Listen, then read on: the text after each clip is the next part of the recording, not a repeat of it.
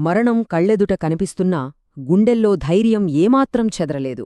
ఒక గొప్ప విప్లవకారుడి చివరి గంటల కథ ఇది. ఆ క్షణాలు ఎలా గడిచాయో ఇప్పుడు తెలుసుకుందాం. మార్చి 23, 1931. ఆ రోజు లాహోర్ సెంట్రల్ జైలు గోడలు ఒకే ఒక నినాదంతో దద్దరిల్లాయి. అది కేవలం ఒక నినాదం కాడు, మృత్యువుకే సవాల్ విసిరిన గొంతుక అది. ఒక్కసారి ఆలోచించండి, 23 ఏళ్ల కుర్రాడు తన 2 స్నేహితులతో కలిసి నవ్వుతూ ఉరికొయ్యల వైపు అడుగులు వేస్తున్నాడు. వాళ్ళు జైల్లో ఉండి కూడా బ్రిటిష్ సామ్రాజ్య పునాదులనే కదిలించేశారు. సరే, ఇక్కడే ఓ ముఖ్యమైన విషయం ఉంది. వాళ్లని ఉరితీయాల్సింది తెల్లవారుజామున, కాని దానికి 11 గంటల ముందే ఉరి తీసేశారు. ఎందుకలా అంటే, ప్రజల నుంచి ఎలాంటి ప్రతిఘటన వస్తోందోనని బ్రిటిష్ ప్రభుత్వం ఎంతలా భయపడిపోయిందో దీన్ని బట్టే మనకర్థమవుతుంది. అసలు 23 ఏళ్లకే ఒక యువకుడు అంత పెద్ద అమరవీరుడిగా ఎలా మారాడు, ఎలా కీర్తించబడ్డాడు? ఈ ప్రశ్నకు సమాధానం తెలియాలంటే మనం వాళ్ల ప్రయాణంలోకి వెళ్ళాలి. ఆ కథేంటో చూద్దాం. అసలు ఈ విప్లవజ్వాల ఎలా మొదలైంది? భగత్ సింగ్లో ఆ నిప్పురవ్వను రాజేసిన సంఘటన ఏంటి? అప్పుడు భగత్ సింగ్ వయసు కేవలం 11 ఏళ్లు. జలియన్వాలా బాగ్లో జరిగిన ఆ దారుణమైన ఊచకోత ఆ పసి హృదయం మీద చెరగని ముద్రవేసింది. ఎంతలా అంటే, అక్కడికి వెళ్ళి రక్తంతో తడిసిన మట్టిని ఓ సీసాలో దాచుకున్నాడు. ఆ రోజే మొదలైన ప్రయాణం చివరికి లాలా లజ్పతిరాయ్ మరణానికి ప్రతీకారం తీర్చుకునే వరకు దారితీసింది. శాండర్స్ని చంపారు, ప్రతీకారం తీర్చుకున్నారు. కాని ఆ తర్వాత భగత్ సింగ్ ఒక నిజాన్ని గ్రహించారు. అదేంటంటే, విప్లవాన్ని గెలవాలంటే కేవలం ఆయుధాలు సరిపోవు, ఆలోచనలే అసలైన ఆయుధాలని అర్థం చేసుకున్నారు. చూడండి, ఇది చాలా ఆసక్తికరమైన మార్పు. అంతకుముందు వాళ్ల పద్ధతి వేరు. ఆయుధాలతో పోరాడటం, ప్రతీకారం తీర్చుకోవటం, రహస్యంగా పనులు చేయటం.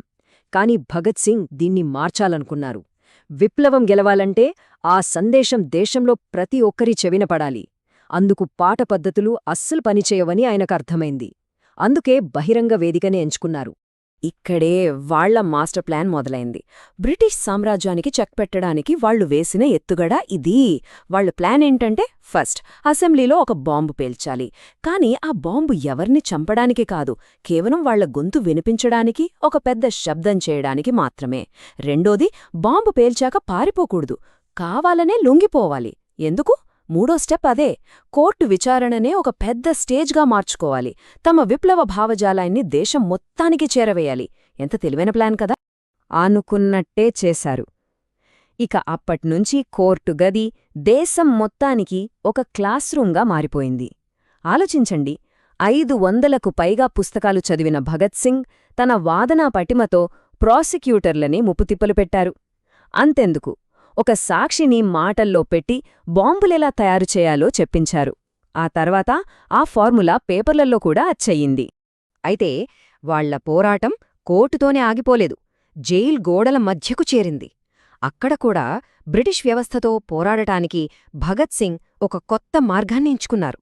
ఏకంగా 116 రోజులు. అవును, రాజకీయ ఖైదీలకు కూడా హక్కులు కావాలంటూ వాళ్లు మొదలుపెట్టిన నిరాహార దీక్షది. సంకల్పానికి, ప్రభుత్వ పట్టుదలకి మధ్య దాదాపు 4 నెలల పాటు జరిగిన యుద్ధమది. వాళ్ల దీక్షను విచ్ఛిన్నం చెయ్యడానికే బ్రిటిష్ వాళ్లు చెయ్యని ప్రయత్నం లేదు. కొరడాలతో కొట్టారు, మంచుగడ్డల మీద పడుకోబెట్టారు, తాగడానికి నీళ్లు కూడా ఇవ్వలేదు. ముక్కులో గొట్టాలు పెట్టి బలవంతంగా పాలు తాగించారు. అయినా వాళ్లు లొంగలేదు. వాళ్ల సంకల్పం ఎంత గొప్పదో చెప్పడానికి ఒక్క ఉదాహరణ చాలు. బలవంతంగా తినిపించిన ఆహారాన్ని కక్కేయడానికి వాళ్లు ఈగలను కూడా తిన్నారంటే ఆలోచించండి. కాని వాళ్ల త్యాగం ఊరికే పోలేదు. చివరికి బ్రిటిష్ ప్రభుత్వం దిగిరాక తప్పలేదు. భారతీయ ఖైదీలకు సమాన హక్కులు కల్పించడానికి ఒప్పుకుంది. అంతేకాదు, జైలు గోడల మధ్యనుంచే పూర్ణ స్వరాజ్ అనే నినాదం దేశమంతా మారుమోగింది. ఇది వాళ్లు సాధించిన గొప్ప నైతిక విజయం. ఆ చారిత్రక విజయం తర్వాత కథ చివరి అంకాలికి చేరుకుంది. ఇక వాళ్ల జీవితంలో ఆఖరి రోజులు, ఆఖరి క్షణాలు ఎలా గడిచాయో చూద్దాం. ఊరికి ముందు తన తల్లి చివరిసారిగా కలవడానికి వచ్చారు. అప్పుడు ఆమెను ఓదారుస్తూ భగత్ సింగ్ అన్న మాట ఇది: నా వధువు స్వేచ్ఛ మాత్రమే. అంటే తన జీవితాన్ని అప్పటికే దేశ స్వాతంత్ర్యానికి అంకితం చేసేశానని చెప్పారు. జైలర్ ఉరితీయడానికి పిలవడానికి వచ్చినప్పుడు భగత్ సింగ్ లెనిన్ గురించి ఓ పుస్తకం చదువుతున్నారు. ఆయన్ని చూసి భగత్ సింగ్ ఎంతో ప్రశాంతంగా అన్నారు, "ఒక్క నిమిషం ఆగు, ఒక విప్లవకారుడు మరో విప్లవకారుణ్ణి కలుస్తున్నాడు" అని. మరణం ముందు కూడా ఎంత నిబ్బరం! ఇక ఆ చివరి నడక మొదలైంది. భగత్ సింగ్, సుఖ్దేవ్, రాజ్గురు ముగ్గురూ కలిసి దేశభక్తి గీతాలు పాడుకుంటూ ఉరికొయ్యల వైపు నడిచారు. వాళ్లలో భయం లేదు, మొక్కవోని ధైర్యం తప్ప. వాళ్ళడిగిన చివరి కోరికేంటో తెలుసా? మేము ఒకరినొకరు చివరిసారిగా కౌగిలించుకోవాలనుకుంటున్నాము అని. మృత్యువుకు ముందు సోదరుల్లా వాళ్ళొకరినొకరు హత్తుకున్నారు.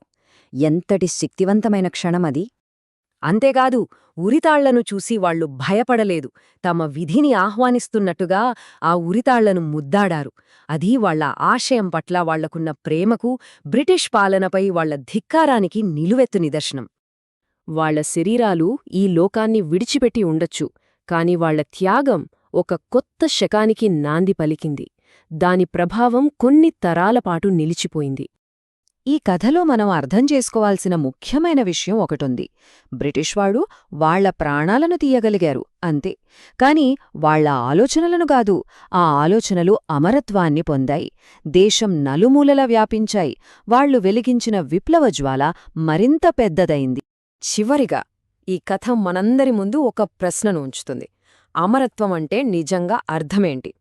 భగత్ సింగ్, ఆయన సహచరుల జీవితం మనకు ఏం నేర్పిస్తుంది?